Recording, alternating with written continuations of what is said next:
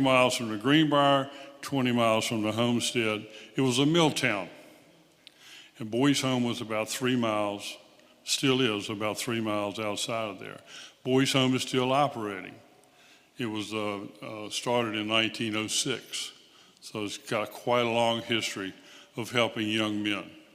And that's what it does. It helps take boys and try to raise them into men. We went to public schools. Right now, it's a private school setting, which I have told the director I'm not really in favor of. I think boys ought to go to public schools, but that's neither here nor there.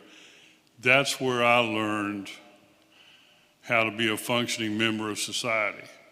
Because up until that point, I really had, the only guidance I had was, the belt, the leather, the buckle, the hits, the chain.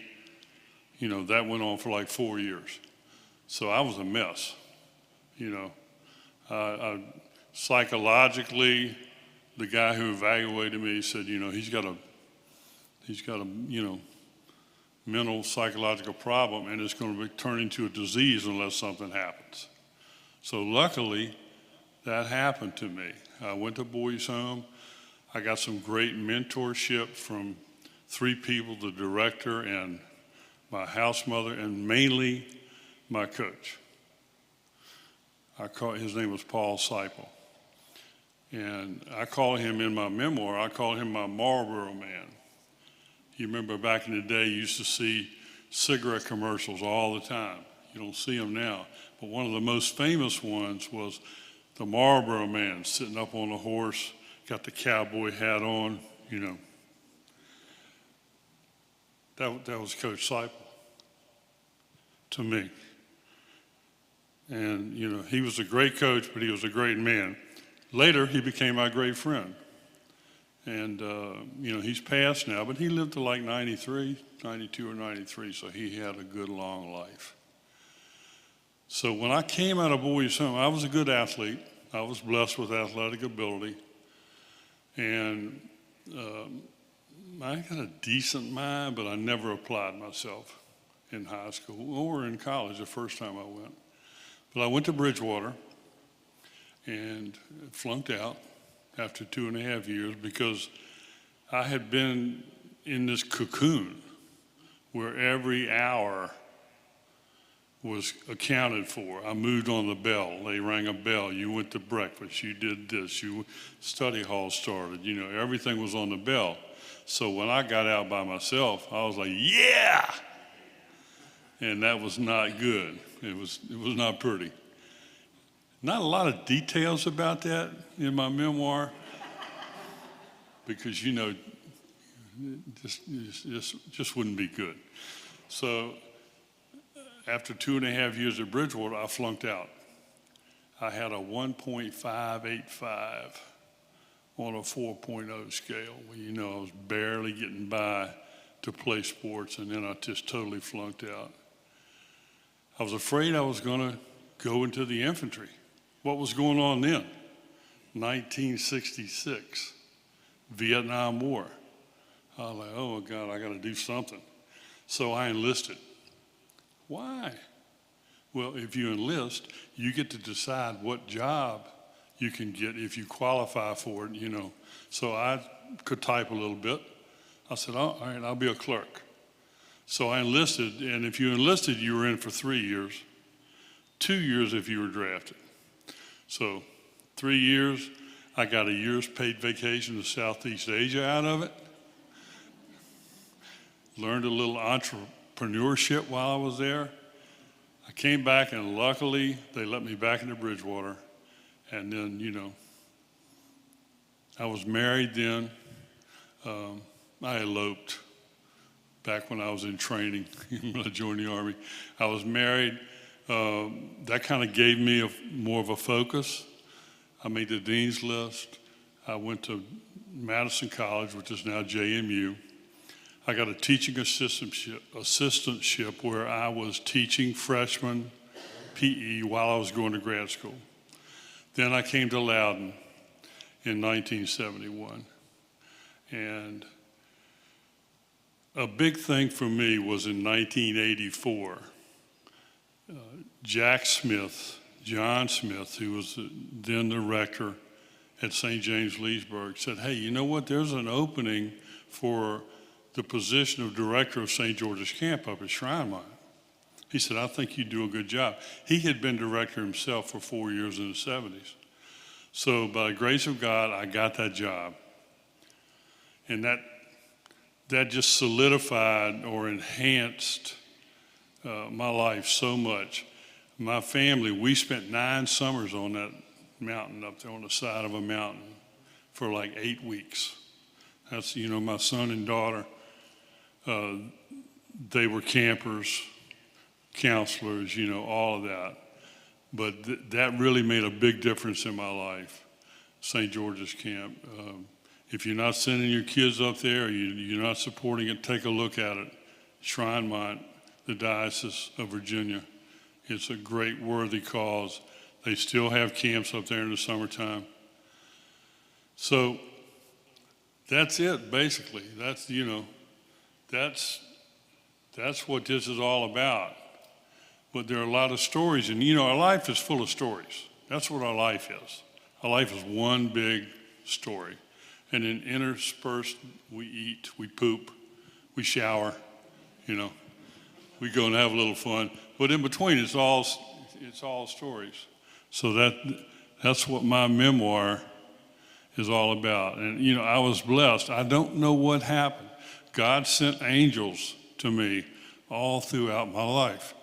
Reverend Rose, another lady that befriended me at that church, Virginia Danner. When I went to Boys Home, it was, like I said, Paul Seipel and Granny Myers, my house mother, and Bob Burrows, who was the director. When I went to Bridgewater, it was Betty Klein, who I just saw not too long ago, a great woman who really, really helped me. I'll take any questions.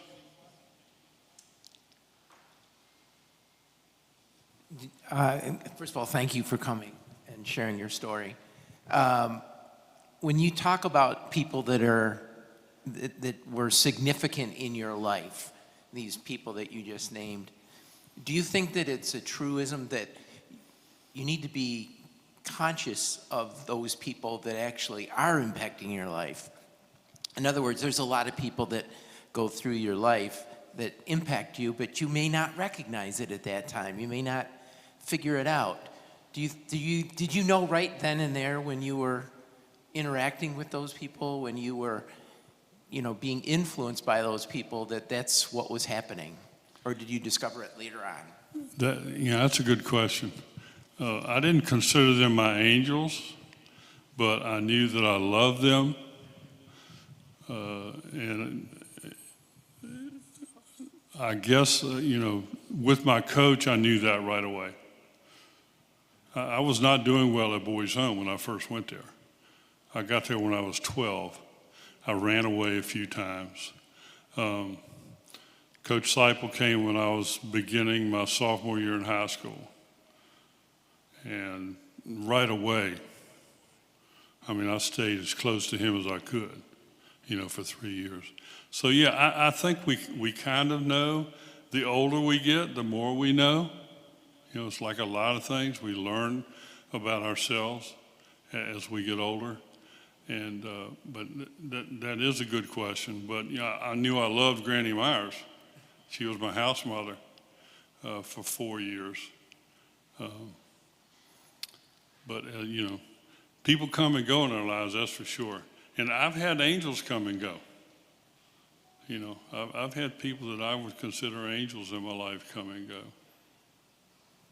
Yeah, I think just having been a part of this program, because I spoke several weeks ago, and I look at each and every one of us, and that's the key to what's going on in our lives.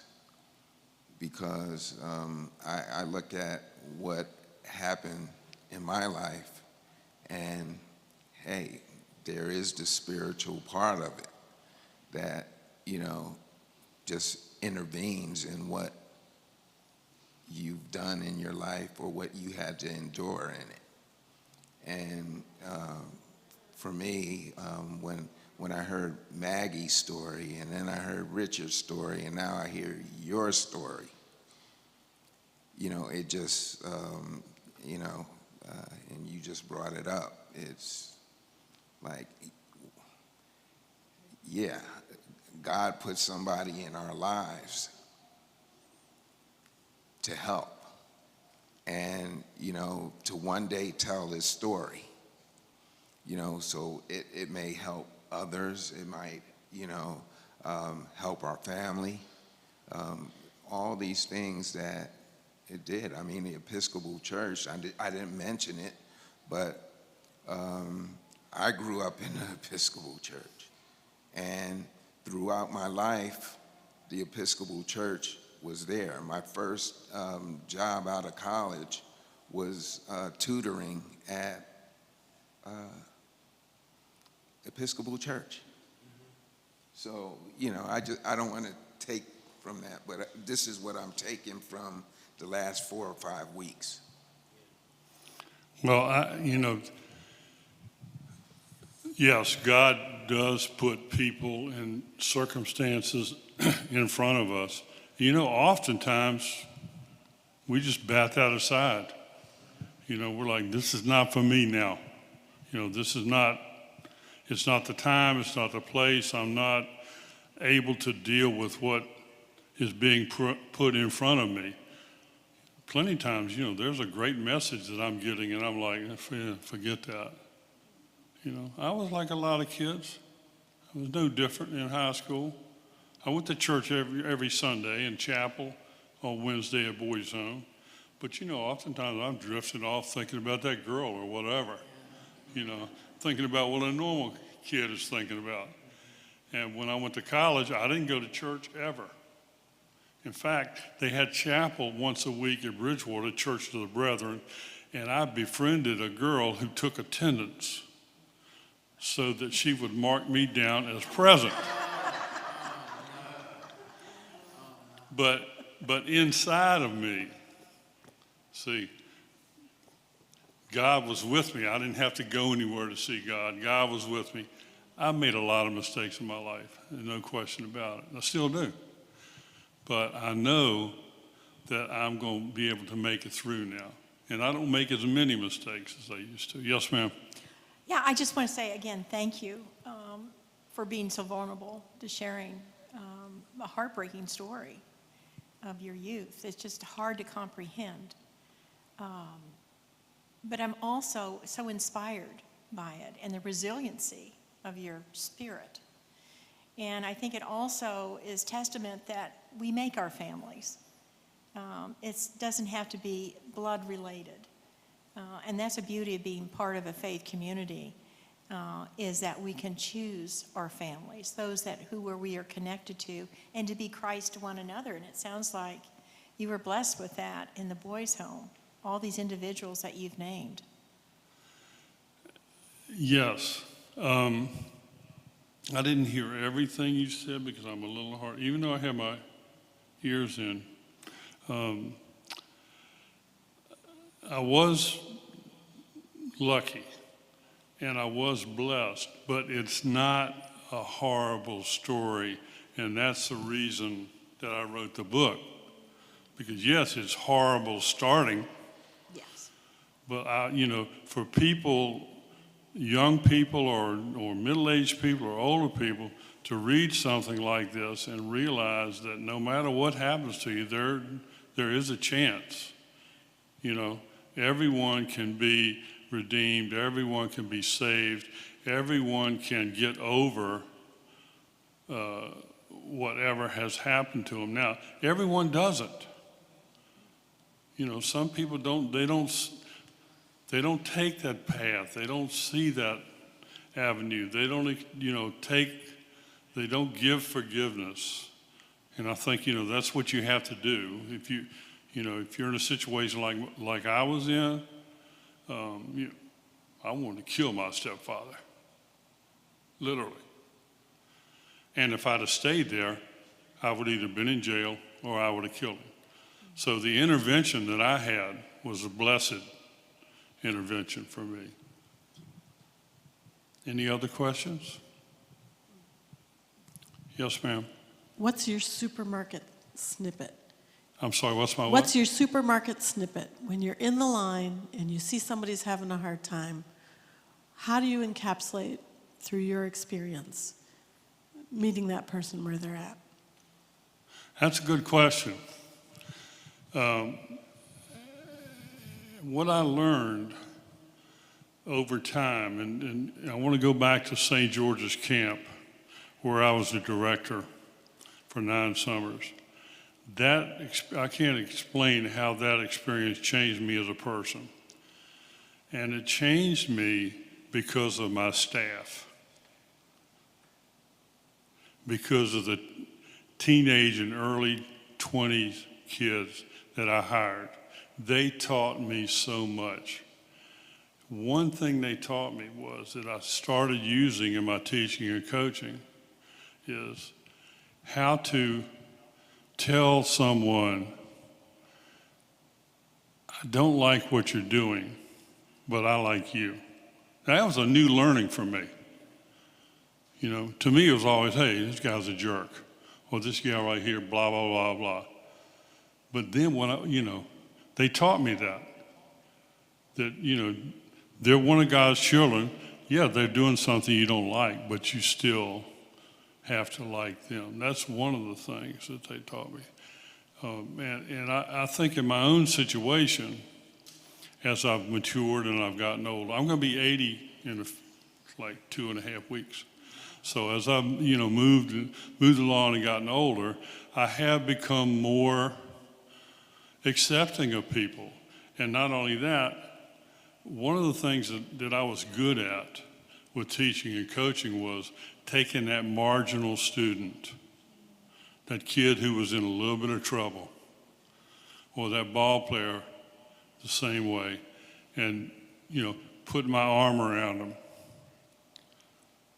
and just in a way befriending them, but still keeping that I'm a teacher and I'm a coach kind of thing. And it's a little delicate dance that you have to do. But I was good at that. So I don't know if that answers your question, but yes, if someone's having a rough day, if I think it's my place, I will try to help them. If it's not my place, I will, When I'm thinking, I'm praying. That's the way I look at it. This is why I don't always pray well, because I'm not always thinking the right thing. But when I'm thinking, I'm praying. So if I see someone in that line and I think, well, I don't know their circumstance, but God, He's there. He's there with them too. Any other questions? No, I do have a comment. I would like to put a plug in for supporting the boys' home. Mike got Bruce and I involved in that several years ago in helping them purchase basketball shoes for the team, and we have supported them ever since. And even if you just do it at Christmas, because you can sponsor a young man. I think my young man is graduating. Is Sage graduating this year? Or is he a junior? I believe he's still there, yeah. Well, I know he's there now. I think this may be his senior year. Could be, I can't exactly remember. You get communication from these young men, and they are just wonderful people. So I'm going to plug in for support for that organization because he turned out okay. Thank you. I went back to Boys Home pre-COVID for 2 years and coached basketball. I was probably the oldest coach in the state of Virginia at the time. And I'm a very competitive person. I want to win.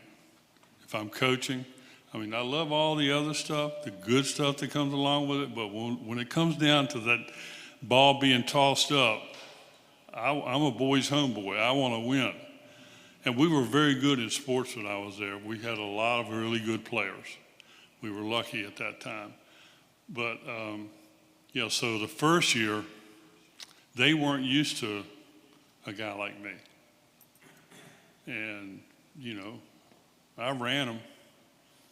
I ran them and I ran them and I ran them. And I ran some of them off. But you know what? The next year, we were 13-4, and we were pretty damn good when COVID hit, shut our season down right at the end of the year. So anyway, thanks, Bobby. And I'll be available out there somewhere. I did bring a couple of books with me if anyone wants to purchase it.